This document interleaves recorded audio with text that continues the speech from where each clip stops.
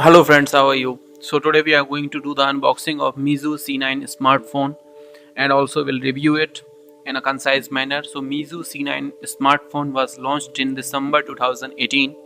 The phone comes with a 5.45-inch touch screen display with a resolution of 720 pixel at a PPI of 295 pixel per inch. Meizu C9 price in India starts from 5999. The Meizu C9 is powered by a quad-core processor and it comes with a 2 GB of RAM. The phone packs 16 GB of internal storage and that can be expandable up to 128 GB via micro SD card.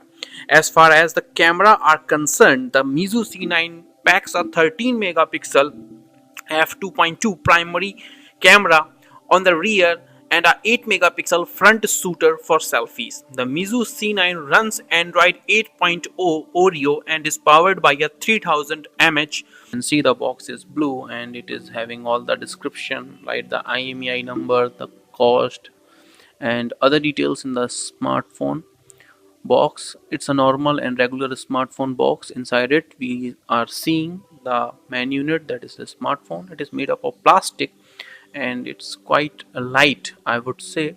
And here is the user guide or the system guide. You can see quick start guide and apart from that there are few more booklets which are useless to us. I mean, most of the people never see them. It is having the details of the service centers and other things.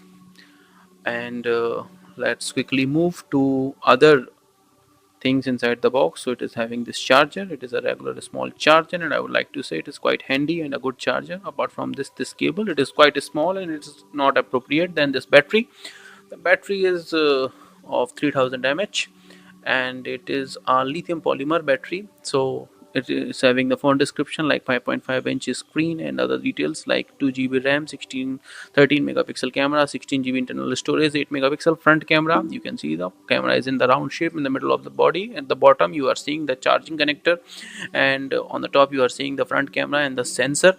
On the back again the logo and on the bottom the audio jack.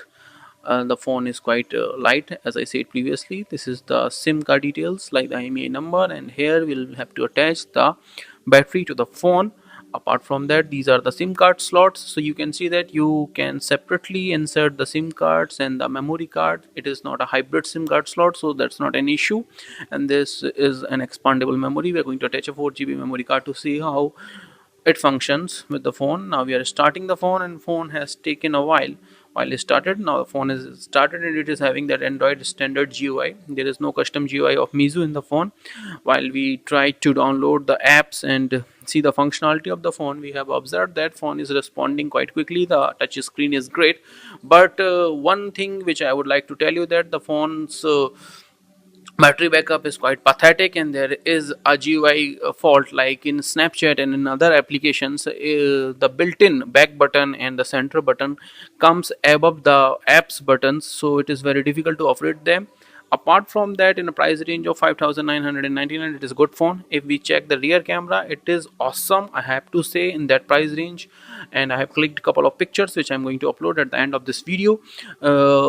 You can as well see in this video while the focus and everything is great and in the front camera, and then we'll be checking the video quality, and the video is quite effective as it supports 720 pixels, so we are watching it in the highest resolution possible through the camera, and the experience is quite good, that I have to accept. So if you are seeking a secondary or alternate phone, it's a good choice, and let us know how you found our review. Thanks a lot.